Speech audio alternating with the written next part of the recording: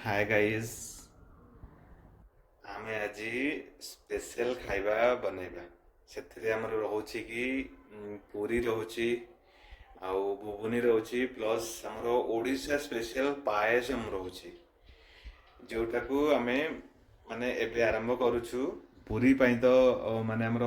अटा दला सरलाणी सब सरिकी रखिछंती एबे पायस पई स्पेशली आमे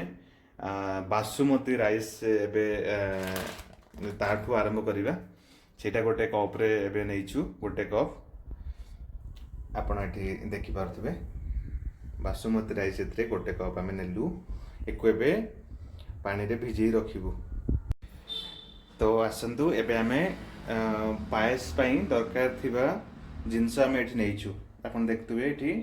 काजू नेइछु किशमिश नेइछु आलमंड नेइछु घिओ भी दरकार आउ अळैचो भी नेइछु आउ अध कप जो आम चाउल नहीं से चीनी भी नहीं आते अमूल रो मिठाई मेड भी गोटे डबा आम आनी रखीचु आ जो चाउल आम रखी पानी रे भिजे देचु ताथे